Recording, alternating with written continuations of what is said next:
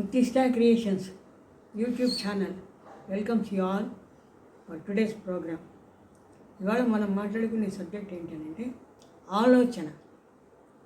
ఆలోచన పరిధిలో ఉన్నంత వరకు ఆలోచన మంచిదే, పరిధి దాటిపోయిన ఆలోచన మంచిది కాదు. నేను ఆలోచించి ఒక సైంటిఫిక్ డిస్కవరీ చేయవచ్చు. ఆలోచించి ఒక మంచి కవిత్వం రాయొచ్చు. ఆలోచించి ఒక చిత్రాన్ని విచిత్రమైన పద్ధతిలో ప్రేక్షకానందం కలిగించేలాగా దానికి దర్శకత్వం వహించవచ్చు. ఆలోచించి ఒక నృత్యం, ఒక గీతానికి నృత్యాన్ని కంపోజ్ చేసుకోవచ్చు.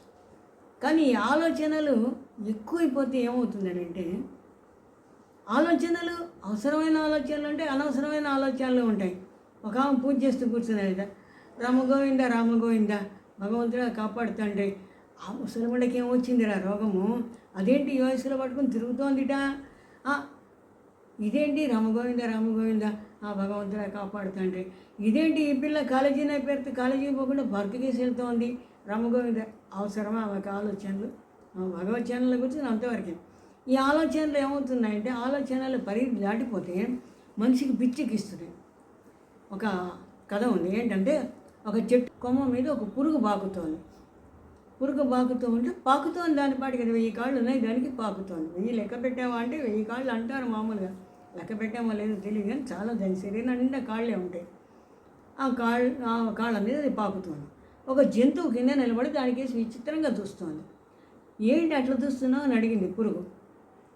అడిగితే జంతువు అంది, నేను 4 కాళ్ళతోటి ఏ కాలు ముందేస్తున్నానో ఏ కాలు వెనకేస్తున్నానో నాకు తెలియడం లేదు, మరి నువ్వేమో ఇన్ని కాళ్ళతోటి ఏ కాలు ముందేస్తున్నావు ఏ కాలు వెనకేస్తున్నావు, ఏ కాలు వెంబడి ఏ కాలు కదపాలో నీకు ఎట్ట తెలుస్తున్నది అని అడిగింది. అంతవరకు ఆలోచన లేకుండా ఉన్న పురుగు ఏం చేసింది, అవును కదా, నేను ఏ కాలు ముందేస్తున్నాను ఏ కాలు వెనకేస్తున్నాను, ఏ కాలు వెంబడి ఏ కాలు కదిలిస్తున్నాను, ఈ జంతువుకు నేను సమాధానం చెప్పాలి. జంతువు అంటే చాలా తెలివైంది, ఎందుకంటే పురుగు నుంచి ఎన్నో ప్రమోషన్లు వచ్చి ఇప్పుడు అది జంతువు జన్మ అందింది. కాబట్టి నేను కూడా ప్రమోషన్లు ఇష్టం ఉండాలంటే జంతువుకు నేను సమాధానం చెప్పాలి. కాబట్టి నా కాళ్ళు లెక్క పెట్టుకుంటా. ఇది 993 కాల, 675 కాల, 312 కాల అని లెక్క పెట్టుకుంటాను. లెక్క పెట్టుకొని ఆలోచనలో బుడంగని కింద పడదు. ఆలోచన లేనప్పుడు పురుగు బాగానే బాకుతోంది.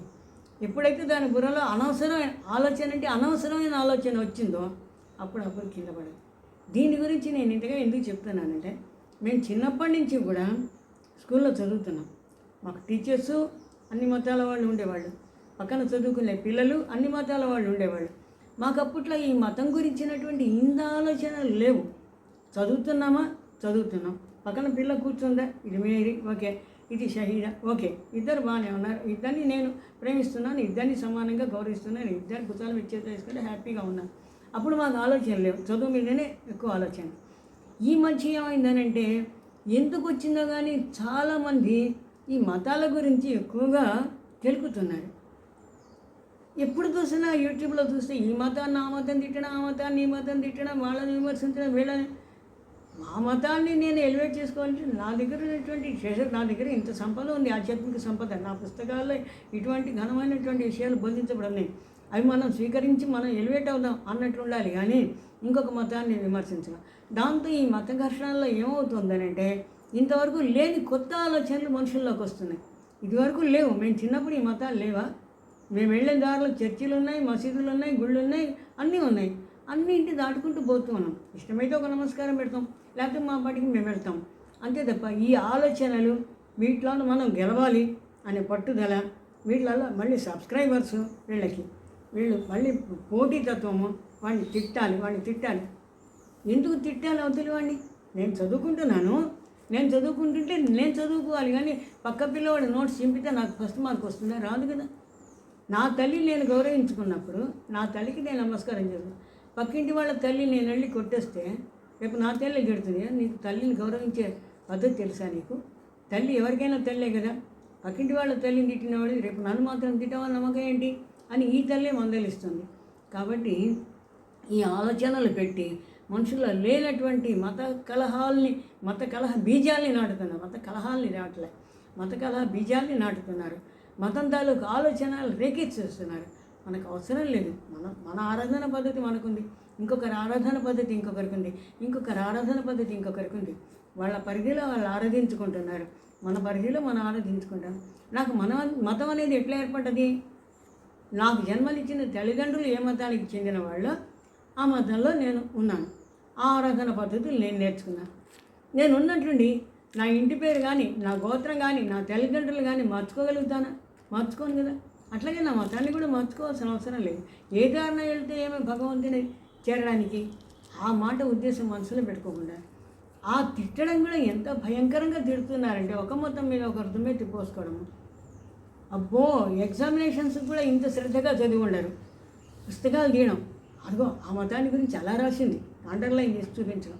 ఈ మతాన్ని గురించి ఇలా రాసింది, చూసుకో, ఈ గ్రంథంలోనే ఉంది, అండర్లైన్ చేసి చూపించడం. నేను చదువు, ఎంత అసభ్యంగా ఉందో చూడు. అవసరమా? అసభ్యమైనా కూడా ఈ మంచి కొంతమంది ఏం చేస్తున్నారు, ప్రవచనకర్తలు కూడా పుస్తకాల్లో ఉన్నది. ఇప్పుడు మన ఇంట్లో ఉన్నప్పుడు లుంగి కట్టుకుంటాం, బనీన్ వేసుకుంటారు. బనీన్ కూడా వేసుకోకుండా లుంగి మాత్రం కట్టుకొని తిరిగే వాళ్ళు కూడా ఉన్నారు. బయటికి వెళ్ళినప్పుడు సలక్షణంగా పూర్తిగా దుస్తులు ధరించి వెళ్తారు, అంతేగాని ఇంట్లో ఉన్నట్లే బయటికి వెళ్ళారు కదా. అట్లాగే పూర్వకాలంలో ఏంటంటే మన దేశం వరకు, మన మతం వరకు మన ప్రవచనాలు ఉన్నాయి. ఇప్పుడు పరాయి వాళ్ళు కూడా, అంటే విదేశాల నుంచి వచ్చిన వాళ్ళు కూడా వింటున్నారు. ఇతర మతాల వాళ్ళు కూడా మన ప్రవచనాలవి వాళ్ళు అవగాహన చేసుకుంటున్నారు. చేసుకున్నప్పుడు పుస్తకాల్లో ఉంది కదా అని అన్నీ చెప్పాడు నాన్న. అవసరమా ఇప్పుడు? వాళ్ళు పెద్ద ప్రవచనకర్తలు. ఎందుకు అవన్నీ చెప్పడం దేనికి? మనకి ఎంతవరకు సన్మార్గంలో నడిపించాలో అంతవరకే నడిపించాలి, కానీ లేనిపోయిన ఆలోచనలు రేకెత్తిస్తున్నారు. చివరికి ఇక్కడికి వచ్చేసరికి పాయింట్ ఇక్కడికే వస్తుంది, ఆలోచన దగ్గరికి వస్తుంది. మన మతంలో ఇలా ఉన్నాయా? ఎవరు చెప్పనప్పుడు నాకు ఆలోచన లేదు, చెప్పినప్పుడు ఓహో ఈ ప్రవచనకర్త చెప్పాడు, ఇట్లా ఉందా నా మతంలో అని ఆలోచన వస్తుంది. ఆలోచన వచ్చినప్పుడు నన్ను నేనే తిట్టుకునే పరిస్థితి. రేపు పొద్దున్న నా గ్రంథాలు నేను చదవగలనా? నా మతాన్ని నేను గౌరవించగలనా? లేదు. కాబట్టి ఏంటనంటే, ఎవరి చేతికో కర్ర ఇచ్చి తన్నులు తిన్నట్టు కాకుండా మనం ఎవరికి అవకాశం ఇవ్వద్దు. మన మతాన్ని మనం గౌరవించుకో, అతని వాళ్ళ మతాన్ని కూడా ఆదరించు, గౌరవించు, వాళ్ళని విమర్శించవద్దు. ఆలోచనలు అనేవి రేకెత్తించడానికి వీళ్ళకి ఇదే ఉద్యోగం, వేరే పనులు ఉండవు. వీళ్ళకి అవతల వాళ్ళల్లో ఆలోచనలు రేకెత్తించాలి. ఆహా ఇది ఇట్లానా, అది అట్లాగా, లేనిపోయిన ఆలోచనలు. ఇది మన దైనందిన జీవితానికి ఏ విధంగానూ ఉపయోగం కాదు. కానప్పుడు ఎందుకు ఆలోచనలు? ఆలోచించే సమయంలో మనం సద్వినియోగం చేసుకుంటే ఎంత గొప్పగా చదువుకోవచ్చు, ఎంత గొప్పగా విజ్ఞానం సంపాదించవచ్చు, ఎంత గొప్పగా దేశ సేవ చేయొచ్చు. ఎన్నో ఉన్నాయి. అవన్నీ మానేసి ఈ పుస్తకాల్లో ఇది ఉంది, ఆ పుస్తకాలు అది ఉంది, ఉండదు, చదువుకో, మాకెందుకు చెప్తున్నావు? నాకు అవసరం లేదు బాబు, నేను ప్రవచన నాకు అవసరం లేదు. ఎంతవరకు గొప్పగా ఉంటే అంతవరకే చెప్పండి. ఇక్కడైనా కానీ అభ్యంతరకరమైన విషయాలుంటే వాటి పరిహరించాలి. పుస్తకాల్లో ఉందని అన్నీ చదివేయాలా? సైన్స్ పుస్తకాలు అన్నీ ఉంటాయి, ఏ టు జెడ్, కంటి మొదలు కానీ కాలు గోరు వరకు అన్నీ చదివేస్తాము మనం. సైన్స్ పుస్తకాలు ఉంది కదా అని ఎంతవరకు అవసరమో అంతవరకే. కాబట్టి గ్రంథాల్లో ఉన్నాయి కదా అని ఇష్టం వచ్చినట్లు బొబ్బబ్బబ్బబ్బా ఎందుకులే ఇంకొక మతాన్ని విమర్శించమంటే ఎక్కడ లేని ఉత్సాహం వచ్చేస్తుంది మనుషులకి. దాంతో వాళ్ళు ఏం చేస్తారు? ఆలోచించి వాళ్ళు కూడా చదివి, మీ మతాల్లో కూడా ఉన్నాయి కదా ఇవి, వాళ్ళ చేతి కర్ర ఇచ్చి వాళ్ళ చేతి తనం తినట్టు వాళ్ళ మతాన్ని విమర్శించనేలా, వాళ్ళ చేత విమర్శలు పడనేలా, ఇవన్నీ ఎందుకు వచ్చింది? కాబట్టి ఏంటంటే, ఎవరైతే ప్రవచనకర్తలు అని ముద్ర వేసుకున్నారో వాళ్ళు సదాలోచన రేకెత్తించేటువంటి విషయాలను మాత్రమే స్పృశించండి. ఉన్నాయి కదా గ్రంథాలు అనేసి ఇష్టం వచ్చినట్లు అన్నీ అక్కడ ఉన్నాయని చెప్పక్కర్లేదు. మనం చదవకపోయినందుకు నా గ్రంథాల్లో ఉన్నవన్నీ తీసుకొచ్చి చెప్పాల్సిన అవసరం, దాంతో మనకి జ్ఞానం రాదు. వీళ్ళు చెప్పినటువంటి ఈ అంశం మూలంగా, అభ్యంతరకరమైన విషయం మూలంగా ఏ విధమైనటువంటి ఆధ్యాత్మిక ఔన్నత్యం కలుగుతోంది మనుషులకి? ఏమీ లేనప్పుడు ఎందుకు వాళ్ళు చెప్పామనే? వాళ్ళు చెప్పదలుచుకుని సెన్సార్ అనేది ఒకటి ఉంటుంది కదా. సెన్సార్ అనేది ఎందుకు ఉంటుంది? ఎక్కడైనా పొరపాటునైనా అభ్యంతరకరమైన విషయాలు వీళ్ళు చిత్రించడం జరిగితే దాన్ని సామాన్య ప్రజానీకానికి చూపించకుండా ఎడిట్ చేసి ఆపేద్దాం అక్కడ అన్న ఉద్దేశం సెన్సార్. ఇక్కడ వీళ్ళకి కూడా సెన్సార్ అనేది మనసులో ఉండాలి. ఇది ఉంది కదా పుస్తకాల్లో, పురాణాల్లో ఉందండి, చదివేశాం. అవసరమా అంట? అవసరం లేదు. కాబట్టి ఎవరు చెప్పారు, ఏం చెప్పారు అనేది అందరికీ తెలిసిన విషయాలే. తెలియకపోయినా నష్టమే లేదు. ఎందుకంటే అభ్యంతరకరమైన విషయాలు తెలుసుకోవాల్సిన అవసరం లేదు. లేనప్పుడు వాటి గురించి ఆలోచించడం దీనికి. ఈ ఆలోచన అనేది సదాలోచన అయ్యి సన్మార్గంలో నడిపించేది అయితే చాలా మంచిది. మనకు ఆలోచన ప్రతి క్షణం ఉండడం మంచిది. Ideal minds mind is devils workshop అని మనసు ప్రశాంతంగా ఉంటే, ఆలోచన లేకపోతే స్తబ్దుగా ఉంటే ఏం ప్రయోజనం లేదా, మనిషి డల్ అయిపోతారు, ఎందుకు నిరుపయోగం అయిపోతారు. ఆలోచన మంచిదే, కానీ అది సదాలోచన కావాలి. అనవసరమైన ఆలోచనలు పెట్టుకొని తలకాయలు చెడగొట్టుకొని మంచి మార్గంలో పెట్టకుండా ఇష్టం వచ్చిన పిచ్చి పిచ్చి ఆలోచనలు చేసి ఆలోచనకు పరిధి లేకుండా ఇష్టం వచ్చినట్టు పరిధి దాటిపోయి ఇంకొకళ్ళకి ఇబ్బంది పెట్టి, ఇదే ఒక పద్యం ఉంది భారతంలో. మురులే ఇవి ఎనరించిన నరవర అప్రియము తన మనంబున కాదు, తా నరులకు అవి చేయకునికి పరాయణము పరమధర్మ పథములకెళ్ళ. ఇతరులు నాకేం చేస్తే నా మనసుకు బాధ కలుగుతుందో నేను ఇతరులకు అవి చేయకూడదు. అదొక్కడే ధర్మాలన్నింటిగా ఉత్తమ ధర్మం. ఎందుకంటే వాడు నన్ను కొడితే వాడికి నాకు దెబ్బ తగులుతుంది, కాబట్టి నేను వాడిని కొట్టకూడదు. వీడు నన్ను తిడితే నా మనసు బాధపడుతుంది, కాబట్టి నేను వీడిని తిట్టకూడదు. ఇంతకు మించిన ధర్మం లేదు. పనిగట్టుకుని ఇతర మతాల్ని, ఇతర మనుషుల్ని, ఇతర వ్యాపకాల్ని, వాళ్ళ వృత్తుల్ని ఏది కనిపిస్తే అది విమర్శిస్తే వీడు గొప్పవాడు అయిపోతాడా? కాదు కదా. ఎంత మనుషుల చేత అనిపించుకునే పనులు చేస్తారో అట్లాంటి పనులు చేస్తున్నారు వీళ్ళు. విమర్శించవద్దు. సదాలోచనలు, సత్పురుషుల సాంగత్యం. సత్పురుషులు అంటే సదాలోచనలు గలవాళ్ళు. పుస్తకంలో ఉందని కూడా దాన్ని పరిహరించి చదవండి. మిగతా వాటిని చెప్పండి. చెప్పుకోవడానికి ఎంతో జ్ఞానం ఉంది. అక్కడే వచ్చి దాన్ని అండర్లైన్ చేసి అందరికీ వినిపించి అవసరం లేదండి. ఆలోచనలు ఎట్టి పరిస్థితుల్లో దురాలోచనలు రేకెత్తించవద్దు. విజ్ఞానపరమైనవి, ఆధ్యాత్మికపరమైనవి, కౌటుంబికంగా పిల్లల బాగోగులు ఇట్లాంటివన్నీ ఆలోచించాలి. కానీ ఇంకొకళ్ళని పట్టుకొని దుయ్యబట్టి వాళ్ళని విమర్శించి ఆలోచన ఎందుకు మనకు?